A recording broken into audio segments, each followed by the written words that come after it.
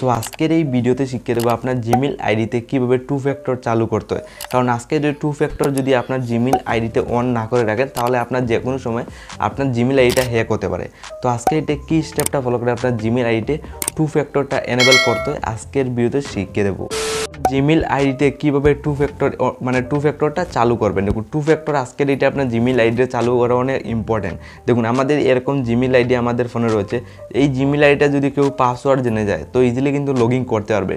কিন্তু এই টু ফ্যাক্টরটা যদি আপনি এনেবল করে রাখেন তাহলে পাসওয়ার্ড জানার পর অন্য কেউ আপনার জিমেইল আইডিটা চালাতে পারবে না, ইউজ করতে পারবে না, কারণ সিকিউরিটি আপনার অনেক সময় লক থাকবে।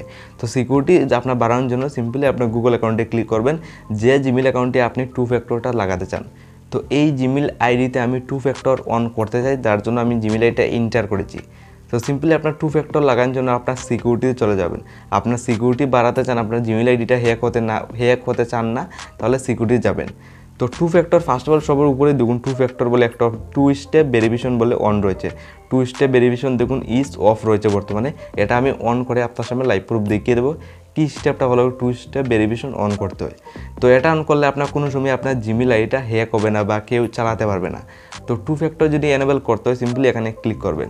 মাত্র 2 থেকে 3 মিনিটের ভিতরে আমি টু স্টেপ ভেরিফিকেশন অন করে আপনার সামনে দেখিয়ে দেবো। তো সিম্পলি এখানে আমি জাস্ট একটা ক্লিক করলাম। তো ক্লিকের সাথে সাথে আপনার তোরাবুদ এখানে স্ক্রল ডাউন করবে। সো আপনার জিমেইল আইডিতে কীভাবে টু ফ্যাক্টর এনেবল করবেন দেখুন সিম্পলি আজকের এটা আপনার Gmail ID two factor enable করার জন্য এই টিভি পেজ খুলে আসবে। তো সিম্পলি স্ক্রিন সাইডে আপনারা ফলো করে যান। সিম্পলি আপনি এখানে একটা অপশন দেখুন কন্টিনিউতে ক্লিক করবেন, দেন এখানে বলছে আপনার ফোনের লকটা দেওয়ার জন্য, যেটা আপনার ফোনের লক রয়েছে পেটিএম বা ফিঙ্গার, সিম্পলি দিয়ে দেবেন। সরাসরি আমার ফোনের লকটা দিয়েছি, প্রাইভেসির জন্য এটা দেওয়ার জন্য বলেছে, দিয়ে দেবেন। দেন আপনার টু ফ্যাক্টর অন করার জন্য দেখুন এড সাইনিং, দেখুন এখানে বলছে এড ফোন নাম্বার।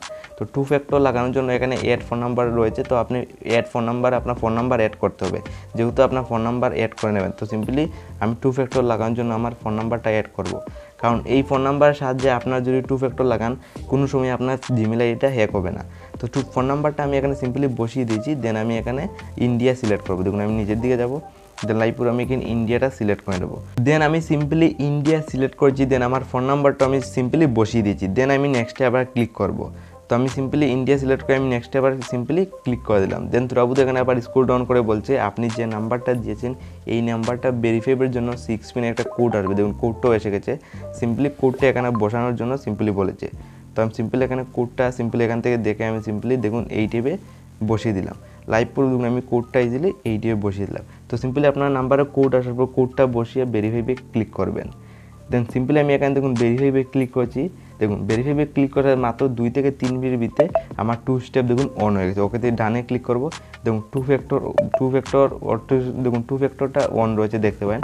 তো সিম্পলি আজকের এই স্টেপটা ফলো করে আপনার জিমেইল আইডিতে টু ফ্যাক্টরটা এনেবল করতে পারবেন।